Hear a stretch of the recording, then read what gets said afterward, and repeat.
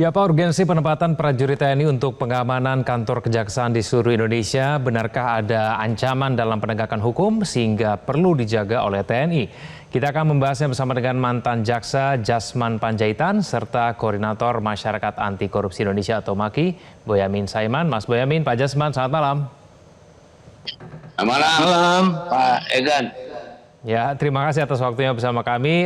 Mas Boyamin, keputusan ini membuat TNI memiliki peran dalam penegakan hukum sipil. Tidakkah ini sedikit mengingatkan kita pada era Orde Baru, Mas Boyamin, ketika militer punya peran dalam urusan sipil dan hukum?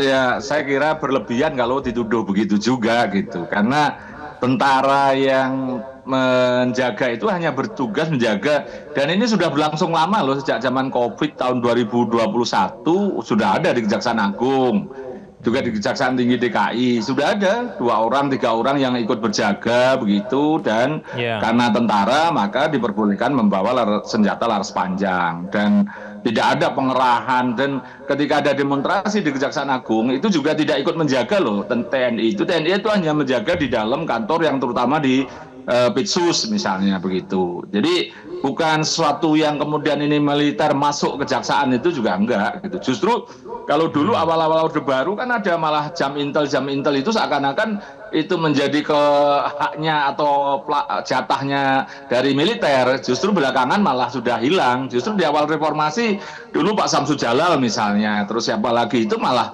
enggak juga terlalu rame. Nah, sisi lain sekarang malah ada Jaksa Agung Muda Pidana Militer. Ini kan turunan dari Undang-Undang tentang Peradilan Militer, dan itu ada peraturan pemerintah, peraturan presiden tentang membentuk Jaksa Agung Muda Pidana Militer. Nah, kalau ada militer di situ terus kemudian ada yang menjaga dari militer gitu, atasannya dijaga, suatu yang wajar. Tidak berlebihan kok menjaganya. Setahu saya cuman paling-paling di gedung pidana pidana khusus sama pidana militer itu 3 orang 4 orang, nggak banyak. Dan itu selain hukum itu asas keadilan, ini saya lebih substansi ya.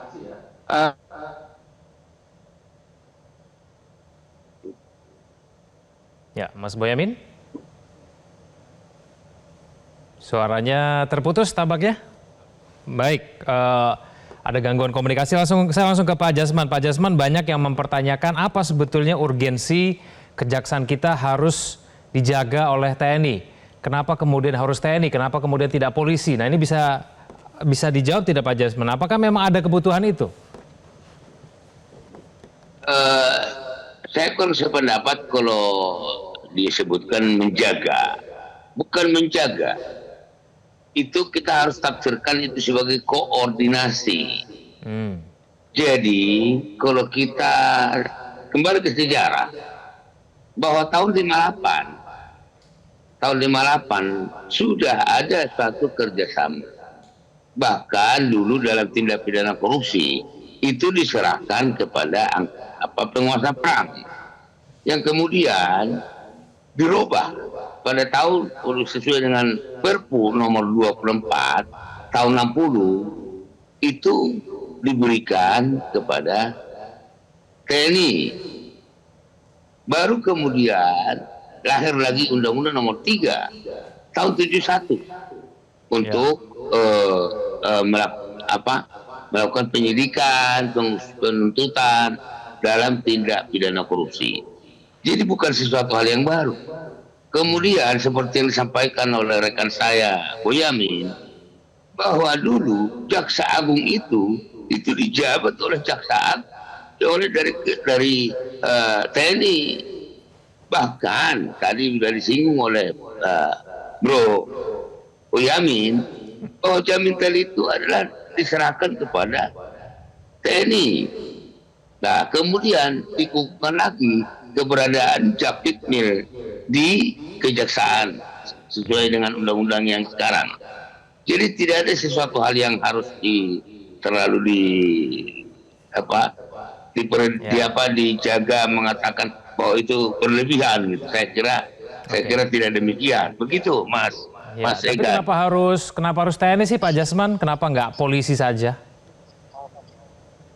Nah, kebetulan kan di dalam polisi juga kan bisa menangani tindak pidana korupsi. Nah, silakan. Gitu.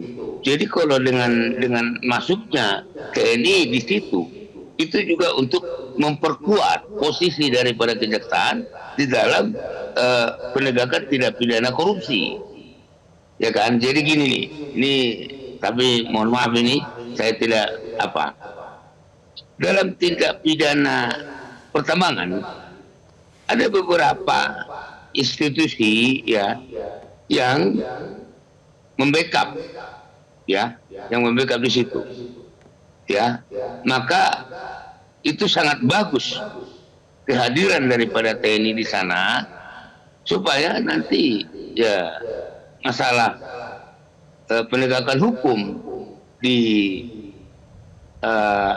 areal pertambangan ya itu betul-betul bisa berjalan dengan sesuai dengan ketentuan undang-undang. Saya kira demikian, Mas Egan. Oke, baik. Mas Boyamin, menurut Anda kenapa harus TNI? Di Mahkamah Agung tahun 2022 sampai sekarang juga dijaga oleh TNI. Karena di sana juga ada hakim militer, jadi bagian dari kasasi. Jadi memang artinya tidak bisa dikatakan kenapa harus TNI begitu. Karena memang ada kebutuhan juga di sana. Ya sisi lain manfaat misalnya Bandara Soekarno-Hatta. Dulu bagaimana calo berkeliaran. Tapi ketika itu melibatkan TNI bahkan Angkatan Laut, maka bersih dari calo-calo yang berkeliaran yang merugikan penumpang maupun TKI kita. Jadi sesuatu yang tidak perlu dipertentangkan karena memang ada penuntutan koneksitas itu otomatis dengan Jaksa Agung, pidana militer itu gabungan dengan sipil misalnya. Misalnya memang yang ditangani satelit Kementerian Pertahanan. Seumpama ini tidak ditangani oleh Kejaksaan Agung, belum tentu bisa kebongkar loh tahun 2022 itu, bahkan melibatkan orang asing segala macam. Dan bagaimana kita pernah di tanda kutip seakan-akan dikerjai, barangnya tidak ada, satelitnya, terminalnya tidak ada, kita seakan-akan kalah arbitrase di Singapura dan bahkan aset kita yang di Eropa mau disita gitu. Nah, itu bagian memang supaya koordinasi dan sinergisitas antara kejaksaan dan TNI dalam menuntaskan perkara-perkara yang ada sipil dan militernya lebih gampang. KPK kemarin bagaimana urusan beberapa kasus yang melibatkan TNI yang Bakamla itu, malah bingung sendiri, malah sampai ada yang pimpinan KPK minta maaf gitu kan.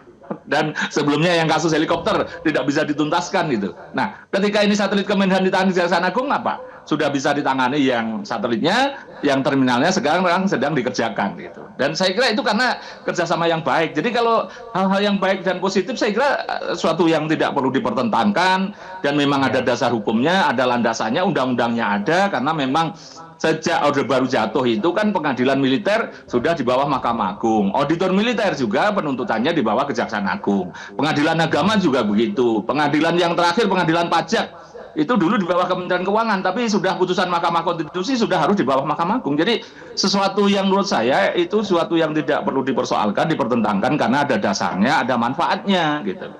Itu ya, kan? Mas Boyamin, tapi apakah ini memang betul hanya urusan penjagaan dalam hal keamanan atau mungkin bahasanya Pak Jasman tadi koordinasi di bidang keamanan? Karena kalau kita baca dalam ruang lingkup kerjasamanya ini kan ada pertukaran informasi, ada penugasan jaksa, ada pemanfaatan sarana dan prasarana, lalu kemudian ada koordinasi teknis penyidikan dan penuntutan. Tidakkah ini kemudian masuk ke dalam wilayah yang abu-abu gitu, Mas Bonyamin?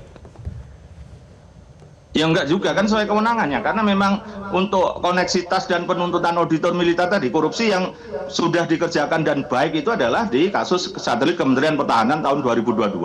Sekarang terminalnya mau ditangani juga. Itu kalau tidak ada kerjasama yang baik dengan TNI susah dan KPK sudah terbentur tembok itu enggak berhasil menangani kasus yang melibatkan itu. Jadi maksudnya tadi tukar menukar informasi itu kan korupsi yang melibatkan TNI. Terus kemudian koneksitas, juga kemudian pertukaran jaksa, itu kan ada yang memang ditugaskan di kemarin itu di DKI itu ada asisten pidana militer. Beberapa kejaksaan tinggi yang itu sudah ada asisten pidana militernya. Nah nanti kejaksaan negeri yang juga berhubungan dengan auditor militer tingkat kabupaten kota juga bisa memang harus melakukan koordinasi, bukan hanya bisa aja itu untuk menuntaskan perkara-perkara yang memang dilakukan oleh sipil dan militer. Misalnya kejadian di Bandung ada kolonel yang diduga membunuh bukan membunuh lah, kasus kecelakaan tapi malah dibuang begitu bersama korbannya sipil misalnya begitu bisa.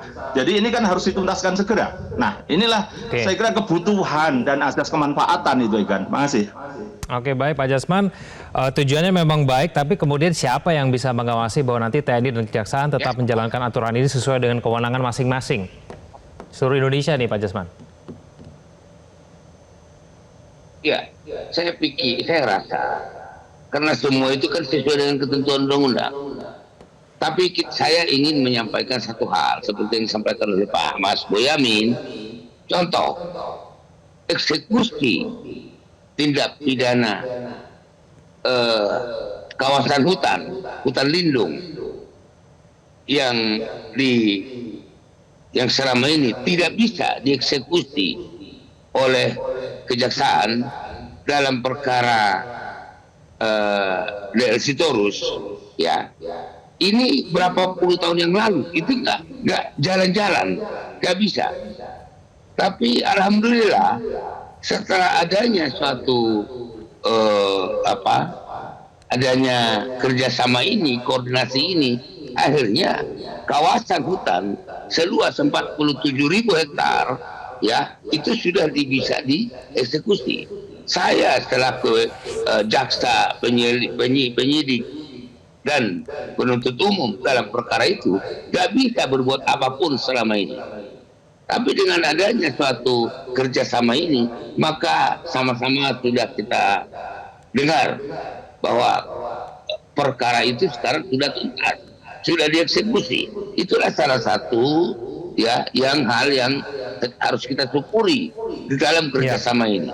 Demikian Mas Ekan. Oke, baik, kita kalau soal pengawasan nih kan, saya yakin TNI juga tidak akan kebablasan kok gitu loh. Jadi sesuai koridornya, sesuai kewenangannya, dan DPR bisa ngawasi, kita semua bisa ngawasi. Dan saya pun masih mengkreativitaskan misalnya tentang pra-peradilan terhadap SP3 oleh hukum acara militer misalnya. Gitu. Jadi masih banyak hal yang bisa kita lakukan dan saya kira teman-teman sipil, koalisi masyarakat sipil bisa mengawasi day to day, bulan ke bulan, tahun ke tahun.